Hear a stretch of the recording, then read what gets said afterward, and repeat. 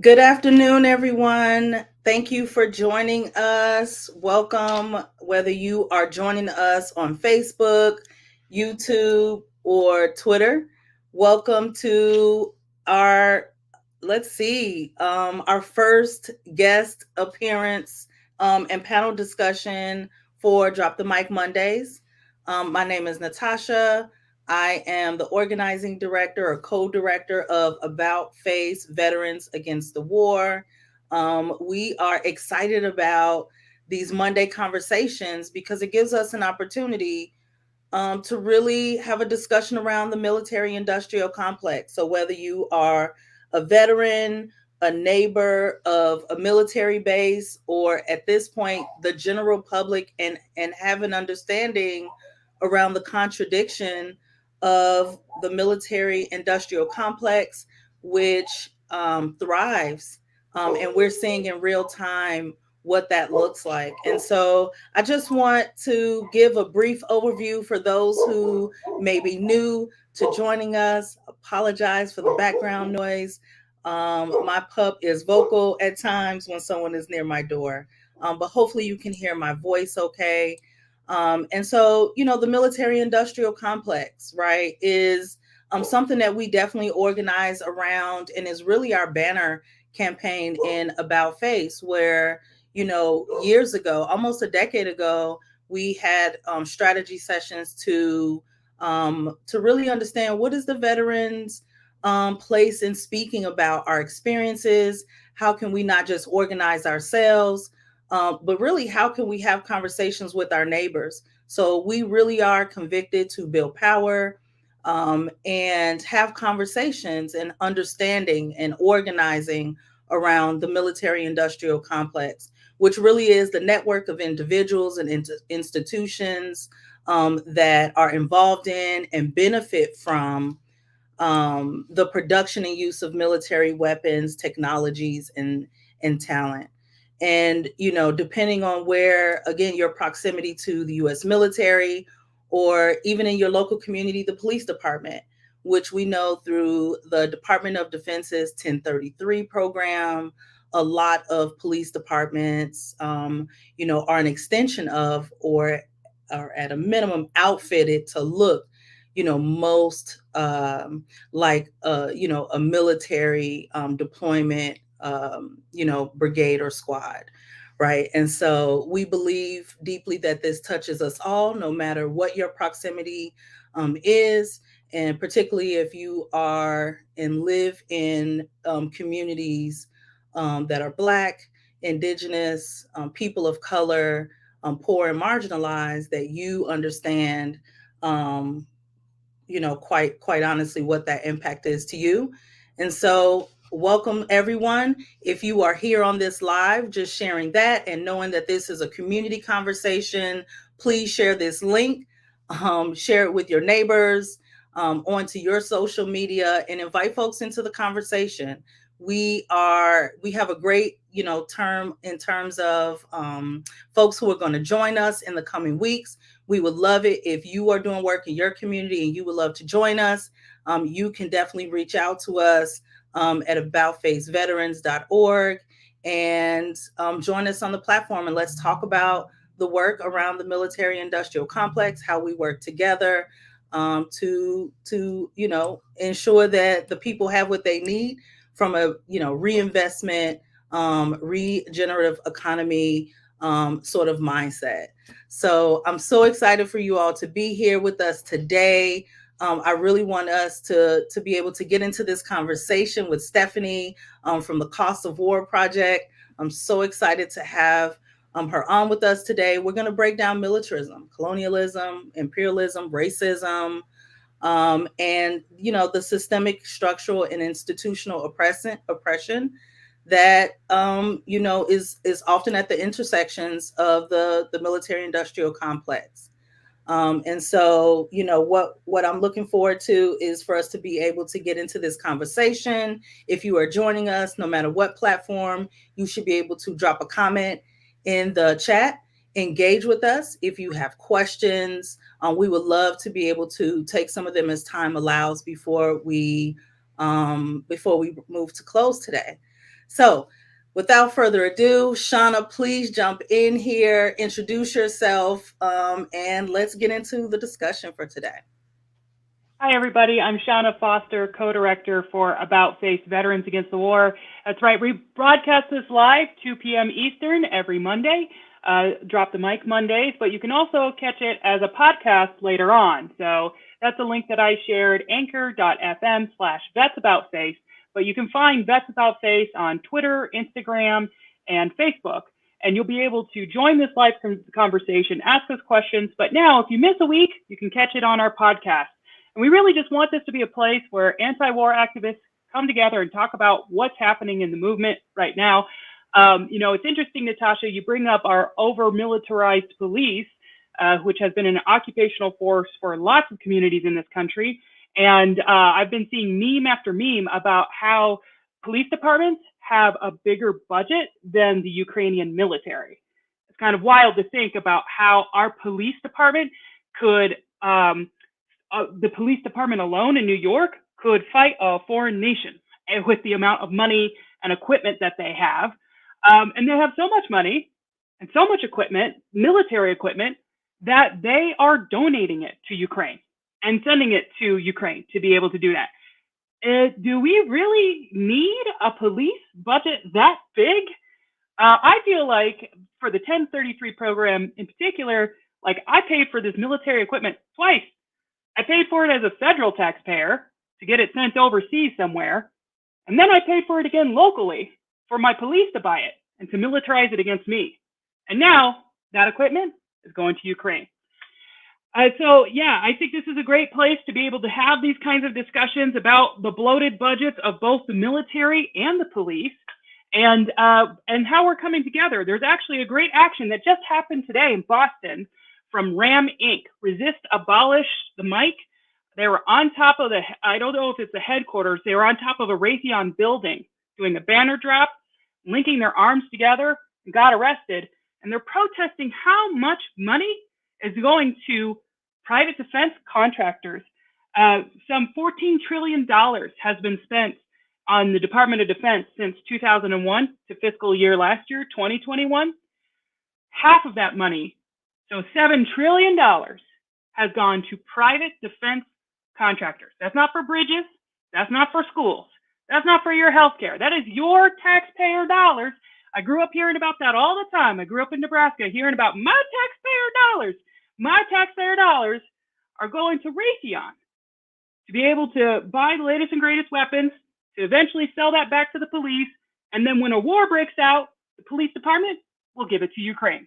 This is just the society that we're living in. And I'm so glad that we have Stephanie Savell with us today from Brown University's Cost of War project to help us make sense and break down this kind of dynamic that we're living through. Just to give a quick bio, she is the co-director at the Cost of War project at Brown University's Watson Institute for International Public Affairs. She's an anthropologist of militarism, security, and civic engagement, and her research is on the United States post 9/11 wars and militarized policing in Rio de Janeiro favelas. Savell has published a number of academic journals and media outlets and is co-author of The Civic Imagination, Making a Difference in American Political Life. Thank you, Stephanie, so much for being with us today. How did you get to be an anthropologist of militarism? How does that happen to somebody? Thanks so much for having me. The issues that you're raising are just near and dear to my heart. So I'm really happy to be having this conversation. It really arose organically for me. I was doing my PhD, my dissertation work in Rio in the favelas because I had lived there, before grad school, and I became really committed to the people living in those low-income communities. And policing is just so central to their experience of politics and of inequality and of racism and poverty. And so I studied that for my dissertation, and then I kind of transitioned to studying the post 9/11 wars as the co-director of the Cost of War project at Brown, because I really love being a public scholar and making the link to communities like yours here in the United States. It feels like I can speak more directly when I'm researching an issue that's very relevant for the United States. So that's how I came to kind of make that link. I can't hear you, Shawna. I think you're muted. That's right. I mute myself when I'm not talking to make sure the audio quality is good, but sometimes there's a little lag. But yeah, so tell us about the Cost of War project. The website is www.costsofwar.org. Tell us how Brown decided, hey, we're going to study how much money we're spending on war. Yeah, the project Cost of War project was founded over 10 years ago now by the two other co-directors of the project, Catherine Lutz and Nita Crawford, who are both longtime scholars of US militarism. And what they saw was basically the post 9/11 wars were not getting talked about in the media hardly at all at that time. And the point was really, let's bring research into the public sphere. Let's use it to promote people thinking critically about issues of war and militarism, and prompt people to ask big questions that aren't being asked, not only about how much the wars truly cost, which is, far more than what the Pentagon says that it does financially, but also we look at human costs, social, political, environmental costs, so of costs in a very broad sense. Well, I mean, I know I've used the information that you have, because you're right. If without this independent, peer-reviewed facts, right, we would just do whatever the Pentagon says. And what I find as a veteran is a lot of time the Pentagon comes across and is like, oh yeah, this money's going towards your uncle with Agent Orange at the VA center, right? Meanwhile, while I was in, my combat pay was going away. There's in Texas. There was just released this year, or actually late fall last year, about how many people in the military are eligible for food stamps. And it's like, okay, how are we spending $14 trillion at the Pentagon if it's really not going in the pockets of your, Uncle Joe who served in Vietnam, or Grandpa? It's like, it's not going. I didn't get it. I'm not getting any VA benefits if somebody's there. Who's getting this money? Yeah, I think we talk about that as one of the big myths about Pentagon spending in this country, is that, you need to overfund the Pentagon basically because you need to support the troops. And the fact of the matter is, the money doesn't really go to the troops. It goes to these defense contractors that, we're going to be talking a little bit more about today. But my Cost of War project is very much aligned with veterans groups like yours, because we're all caring about, basically a different definition of what security really means. And let's talk about a security that actually protects people, including the soldiers who go, and fight the wars, America's wars abroad. So I think we really are on the same page on a lot of this stuff. Yeah, I think that's where a lot of veterans who join our organization, it's the self-interest thing. That's their first inkling, like, this is not adding up what it's supposed to be. I'm not getting the bonuses I was promised. I'm not getting the care that I was promised. Where is all this money going? And it's like, Raytheon is happy to get under this support the troops, right? Lockheed Martin, Boeing, they're all, oh, we love the troops. Meanwhile, troops are suffering from high suicide rates, where it's the only guaranteed jobs program in the country. And it's not that great. I feel like Starbucks probably pays for college more than going down to your recruiter's office and joining that. So can you tell us, when you started this project, or as this project went on, what is the most startling part of your research? Well, I mean, the numbers are just kind of mind-boggling. So some of the research that we're most well known for is that since 9/11, this country has either spent or obligated, because there's a portion of money that we've obligated to care for veterans of the post 9/11 wars, $8 trillion. $8 trillion. So it really is something that is going to shape this country's economic outcomes for a long time. A lot of that is in borrowed funds. So we're going to, the US government was actually went into the red after 9/11 to start to pay for these wars.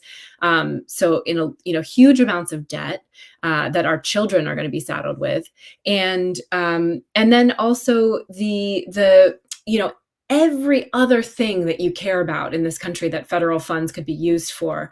And here we get into this fuller sense of security that I was talking about: housing, education, green energy, racial injustice, anything that you care about, it gets squeezed as military spending goes up. So over 50% of the federal discretionary budget, that's what gets negotiated in Congress every year, currently goes to the military. And that directly feeds into a kind of lessening of the budget for everything else.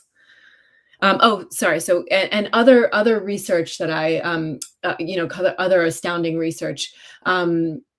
So the lives that have been lost in the post 9/11 wars, and that's particularly the conflict that my project studies, we choose to use the term post 9/11 wars instead of war on terror, because, it's a very political term, and we don't think that it's very productive to kind of reproduce that kind of logic of thinking that there even can be a war on such a thing as terrorism.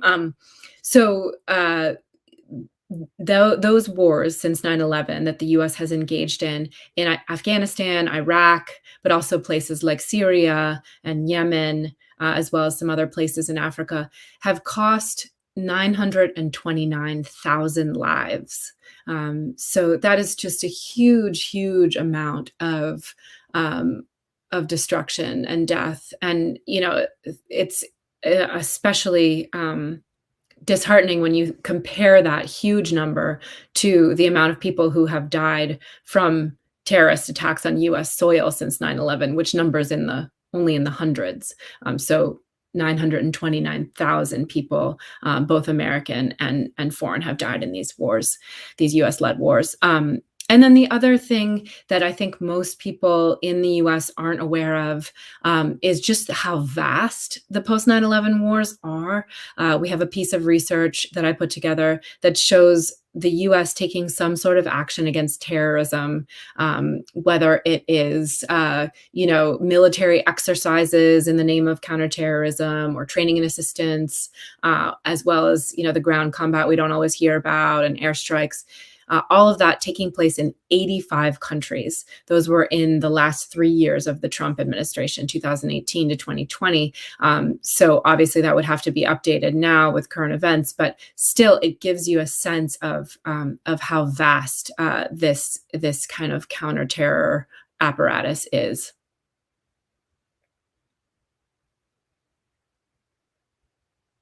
Yeah, thank you for saying that, Stephanie. I'm curious to hear a little bit more about AFRICOM, which I've shared this. My experience, my last or final duty assignment was directly involved in the I would say a surge that went greatly or largely under or not reported in American or mainstream media. But oftentimes I don't hear in a lot of the conversation around the rapid expansion of AFRICOM, particularly under the Obama Biden administration. Absolutely.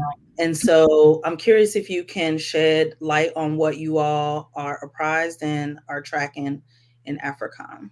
Yeah, and actually, I speak for the Cost of War Project both as an editor, someone who kind of looks at all the papers and is able to kind of give a bird's eye view of our research. But I personally have done some research on AFRICOM and U.S. operations in Burkina Faso. I did a deep dive there and actually spent some time in Ouagadougou, which is the capital, right before the kind of pandemic lockdown. And I should preface this by saying that so few people actually knew or even heard at all that the same day that Russia invaded Ukraine, February 24th, the U.S. conducted an airstrike on Somalia, and that was against the militant group Al-Shabaab. So we hear a lot about Russian aggression, and the media pays really very little attention to the aggression of the U.S. particularly against these Black and brown bodies abroad. And as you were so rightly pointing out, that really comes home to roost. There's a lot of connections between the racism of U.S. imperialism abroad and police militarization here at home. So Burkina Faso, I was basically asking the question, what does security assistance or security cooperation really mean in West Africa, where there's a growing conflict involving what local people call jihadism. So these kind of militant groups who are a lot of times using this Islamist ideologies. And what role, if any, did U.S. security assistance play in that conflict, and what have been the consequences? And what I found was that the U.S. has been sending millions of dollars in security assistance, as well as providing training to Burkina Faso, along with other countries in West Africa, since right after 9/11. And what I found was it's not like the U.S. plays a major role in the conflict of what's going on in West Africa. The French, in terms of Western powers, are much more heavily involved. But what I found was that the U.S., all of that funding and the kind of militarized approach, like the mindset of the war on terror, was really adopted and basically intensified a local conflict. And what's happening is the Burkina Faso government is taking that extra military might, all the extra, weapons and training and this kind of war on terror logic, and they're cracking down on an ethnic group called the Fulani, which is this traditionally a herding ethnic group that's practiced Islam for centuries, and they're really suffering from this kind of attacks by not only the Burkina Faso military, but also these militia groups, armed citizen militia groups that the Burkinabe parliament has actually overtly supported. And this is it's kind of having the effect of fueling the conflict further. So as people's, family members and friends get killed by government forces, they join the jihadist movement, and then it kind of spirals and makes the whole conflict that much worse. So even something that sounds as innocuous as, security assistance and training and assistance can have these really profound and negative consequences abroad. So it's something we really need to be wary of as well.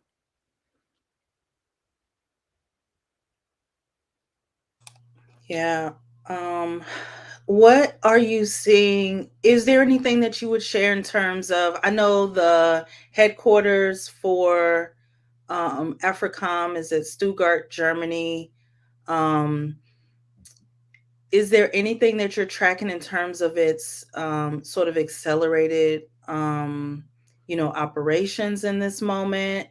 Is there anything, that I'm Yeah. curious if y'all are Yeah, tracking? I mean, I'm an anthropologist, so the way that I get at that kind of question is it's called ethnography. So basically, I do a lot of interviews, and I'm starting to do more and more with members of the active members of the military, as well as veterans and others who have left. And the sense that I'm getting is that there is a kind of an intensification and an acceleration in Africa that's going in tandem with the official drawdown from Afghanistan. And so, what Biden calls like over the horizon capabilities, like basically the ability to conduct drone strikes from outside of a country's borders. All of that is continuing to go on, and I really do believe that Africa is kind of one of these places that is so undercovered in American media,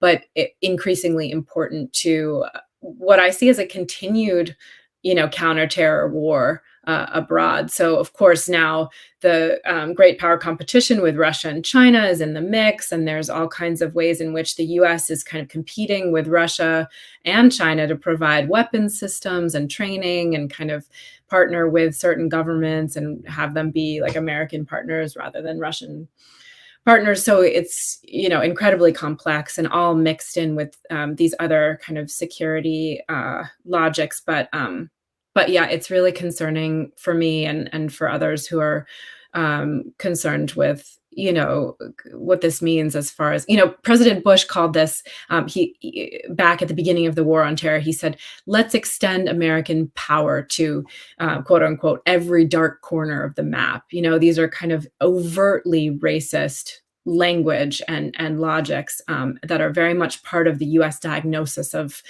African countries as having these, undergoverned spaces.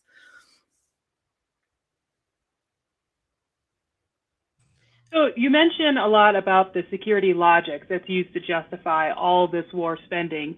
Are they right? Like, if the United States just leaves, that says, all right, we're cutting our Pentagon budget in half, no more private war profiteering, like if we win all of the things we're demanding, right? Is that really what happens? There's a power vacuum and China's the one who's going to supply all these weapons instead? I think I don't know the answer to that question. It's so hard to predict the future. But what I do know is that when the U.S. is promoting this kind of militarized way of addressing the problem of terrorism, it seems to make the problem worse and not better. And you really have to ask the big questions of, like, are we protecting Americans? Are we protecting people around the world? If not, what should we be doing instead? And, to get back to this question of the military-industrial complex, there's a big argument to be made for a U.S. foreign policy that prioritizes restraint instead of a kind of a military-first approach. And what that means in practice is prioritizing diplomacy and foreign aid. And I've talked to some African members of the African militaries that have partnered with the U.S. And one general told me, he said, if the U.S. just took that same money that the millions that go into security assistance for my country and put it into foreign aid, it would go so much further to addressing the root causes of why people are joining these terrorist groups in the first place. So it's a signaling of how the U.S. perceives that the problem of terrorism can be solved, which I think is just so important, because we are, a hegemonic power in the world, and it is important to kind of like other countries take a lot of cues from the way the United States approaches things. It does seem like there's clear winners from militarizing conflicts or tensions, rather than letting nations work with each other diplomatically or assisting nations through aid. We're always like, hey, what solved the problem? Guns. Lots more guns. Guess who has guns? We have guns. It's like we spend a lot of money on these guns, and it's like, that saying, like, if all you have is a hammer, everything looks like a nail. And that seems to be United States foreign policy, and it doesn't allow nations to normalize with each other what they could be doing and how to be more cooperative. Right. There's all kinds of research. We had a paper come out recently about all the ways that you can address the problem of terrorism, for example, that's not war. I mean, you can address it through it most effectively through addressing the roots of people's political grievances, sometimes incorporating groups as like legitimate actors in the political sphere, policing, which, as we know, has its problems, but you can treat terrorists as criminals instead of as enemies of the state. And that the ripple effects of viewing it through a policing lens rather than a war lens are far different. The scale is far less. So, and then, and I'll just say, like, we've seen this in the recent coverage of the crisis in the Ukraine.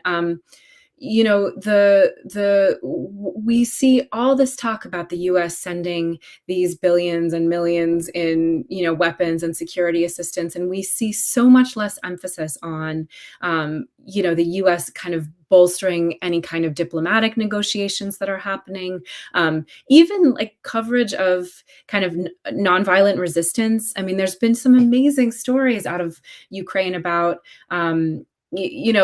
changing road signs so the Russian tanks can't find their way around, or, grandmothers who are kind of standing up to the Russian troops. President Zelensky saying he would offer amnesty to any Russian troops that defected. I mean, all of those, historically speaking, are very effective tactics when it comes to an invading force.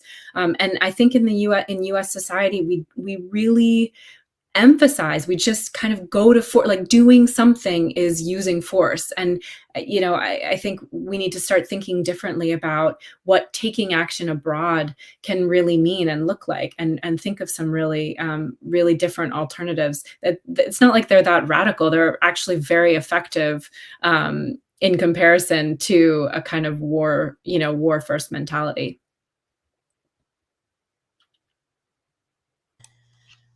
Thanks, Stephanie. I'm curious, as an anthropologist, and through the project, what are you all looking at in terms of, policy, and what policies, when we think about doing this work through the Drop the Mic campaign, we really want to meet people where they are. We really want to organize in a way that is hyper local. Yeah. Right. And so what we see in our communities, and then, build and of course connect that to the federal level, the corporations that we've talked about here today. I'm curious if you can share a bit, like what's on your mind, what's coming out of the project, of what policies are really informing and can be, you know, um, actually reduce the mic, if you will. Yeah. So my information here comes from our expert on this. His name is Bill Hartong. He works for the Quincy Institute for Responsible Statecraft. And basically, to take a quick step back and just explain the contours of this a little bit further. There's a huge lobbying industry. So basically, the defense industry employs about 700 lobbyists per year over the past 5 years, which is more than there are members of Congress. It's about 535 members of Congress, 700 lobbyists. So this is one of the mechanisms by which just the Pentagon budget, it just stays as high as it is. There's also the fact that weapons manufacturers and bases are located in states and districts across the United States. So members of Congress, it's well documented that they have incentives to basically every year throw even more money at the Pentagon than what it asks for. This year, it was something like $20 billion over and above what the Pentagon asked for.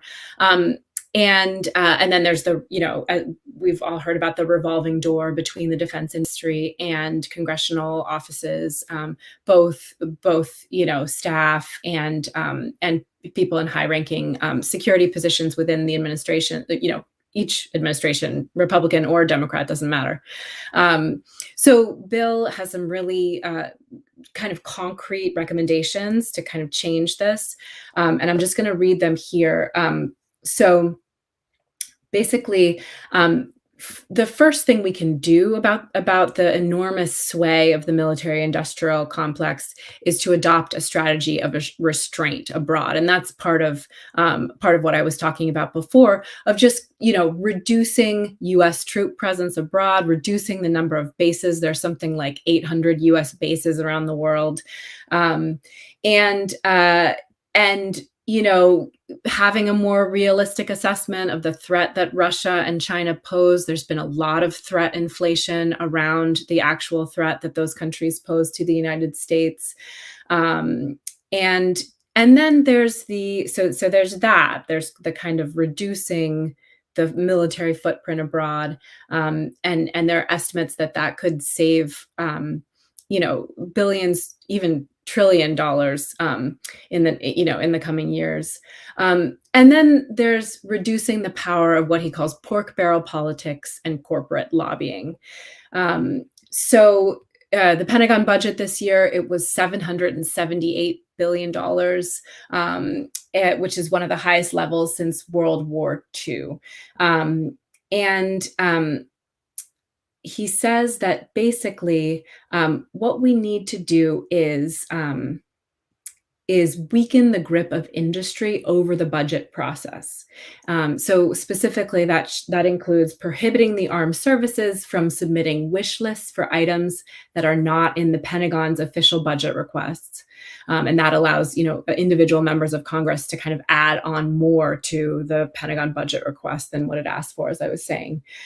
Slowing the revolving door between government and the arms industry, prohibiting members of Congress from investing in defense industry stocks, and strengthening and expanding Congress's truth and testimony rules to provide greater transparency regarding the role of experts from think tanks with ties to the arms industry in presentations to Congress, because that's another big way that, that the kind of disinformation gets perpetuated. Measures should also be taken to reduce the economic dependency of key communities on Pentagon spending, including alternative government investments in sectors such as infrastructure, green technology, and scientific and public health research. And this is really great. This is a really important point, I think. The major investments in green energy and alternative manufacturing technologies that are needed to address climate change will create millions of jobs that can absorb any workers displaced from reductions in Pentagon spending, because that's one of the biggest arguments for Pentagon spending in Congress. So this creates jobs in my district. So we basically need to find ways to create the pork barrel politics outside of the military the military industrial complex, and green energy is a great way to do that. Yeah, that's something our organization has talked about for a while with partners like Grassroots Global Justice, that we really, in order to get off the military industrial complex, we need a just transition. It's not, I grew up in Omaha, Nebraska, so I definitely understand the economic impact that Offutt Air Force Base had there. But there's a lot of wind in Nebraska, and if we could invest in Omaha, Nebraska and wind technology, take all the money that we were investing into Offutt and put it towards that instead, then, politicians would have a way to win, because they would have a way to invest in their communities, say, hey, I'm doing my work of representing you in Congress by improving the economy and making sure that you can put dinner on the table. And it's not about making bombs or, militarizing the police or all these things that don't really help the economy. That was one of the most interesting things that I read in the Cost of War project, was something like, so people will say, okay, we need security. Okay, well, we've kind of done away with that, how we kind of exacerbate and don't make us less safe by coming in and saying, okay, the answer is this military stuff that we've invested a lot of money into. That doesn't make any sense. And now you're getting kind of into the economic, well, we need the military industrial complex to stimulate the economy. And that's what the pork barreling is for. But it's really not, like, if those 700 lobbyists weren't around, that's really not the way that we could, have economic uplift here at home. We could, one of the things I read from Brown's Cost of War was that for every dollar you put into the defense industry, you get 83 cents back into the economy. But for every dollar that you put into healthcare, you get $4 back into the economy. So something like, the deinstitutionalization of psychiatric care, if we brought those back and had more social spending, you would create jobs that way as well. Right. So that's exactly what I was going to say, is per dollar spent, if you take that same money that you're investing in the defense industry and put it in most other sectors, including education, healthcare, as well as green energy, you're going to actually create far more jobs per dollar spent. So, the trick is, how do we, basically we need to raise public awareness about this, and for the listeners who are out there, it's such an important issue to kind of raise your voices on with your members of Congress, because, the writing letters and making phone calls and just telling them, like, we want our jobs to come from in other sectors. I think, that's the kind of thing on a massive scale that can start to make a difference. This is a huge entrenched structural problem, the military industrial complex. But I always say, like, we need to just kind of take one step at a time and keep putting one foot in front of the other, and just, just advocate for change in the small local level ways that we can, one step at a time.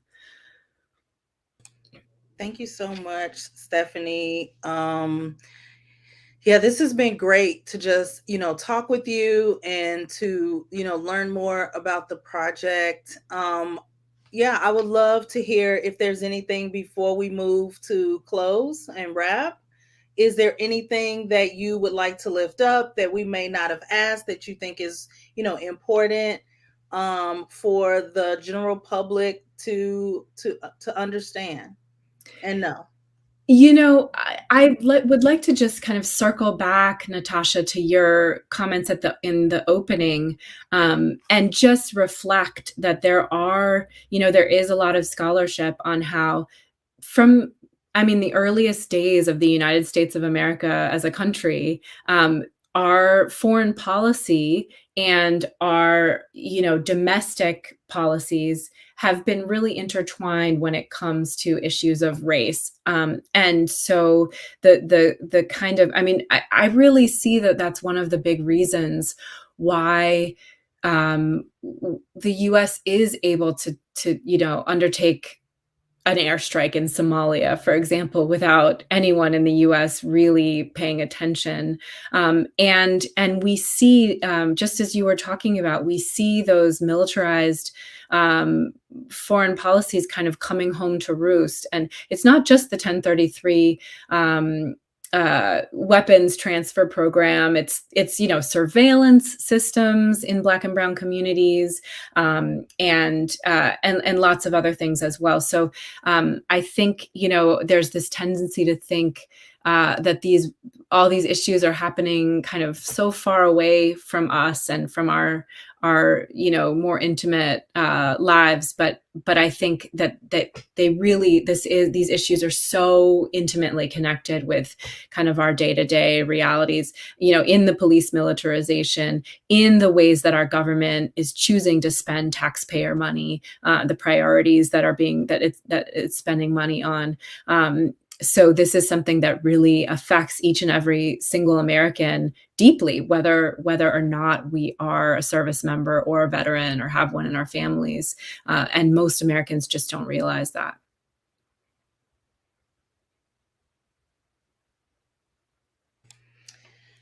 Thank you so much, Stephanie. This has been great. Before we move to close, I just want to open up. Shawna, do you have any final thoughts or a final question before we end today's amazing conversation?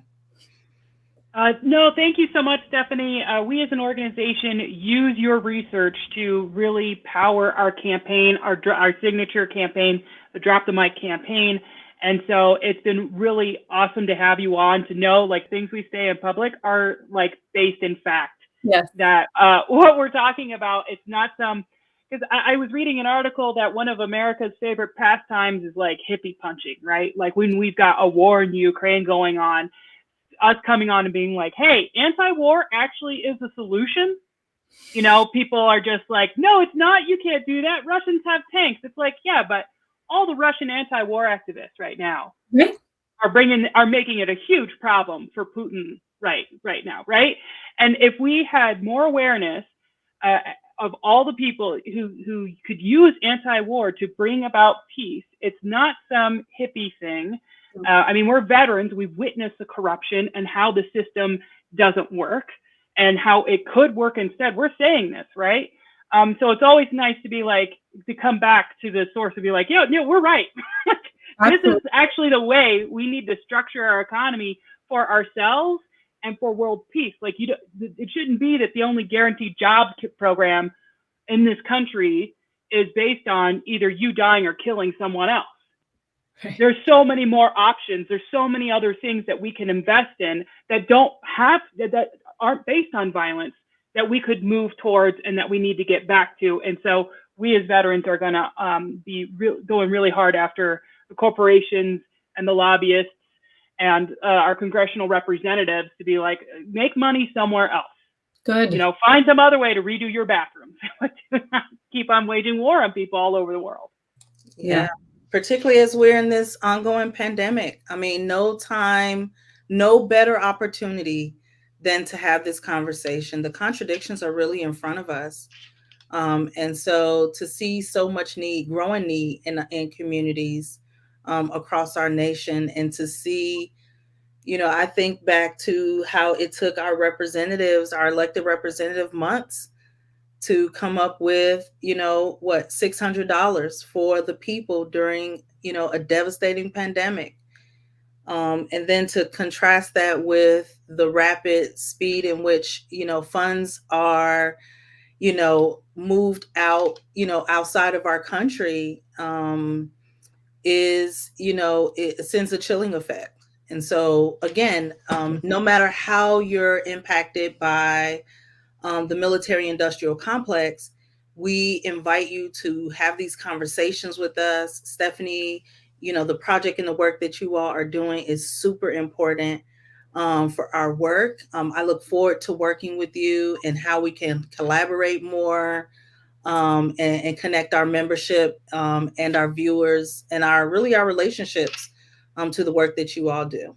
Absolutely. Same here. I really look forward to it. And as I said earlier, I mean, you all are what makes our work meaningful. You are the ones bringing it into practice and making it real and out there making change. And we're just glad that our research is useful to groups like yours. So thank you so much for having me. Absolutely. Thank you for joining us. Thanks, everyone. This concludes our live for today. We invite you to stay with us each Monday. Next week, we're going to have a great discussion with Lisa Ling, who is a drone whistleblower and really organizes in a powerful way to bring public awareness around the drones, surveillance. And so she'll be joining us live from Kill Cloud, symposium or summit that's in live from Berlin. So looking forward to that conversation with Lisa. We'll do this on Mondays, 2 p.m. Eastern, right here on Facebook, YouTube, or streaming on Twitter. And we hope to see you then. Engage with us. In the meantime, take care of yourselves. Be well. Thanks again, Stephanie, Shawna. Be well. Thanks, Natasha. Thanks. You too.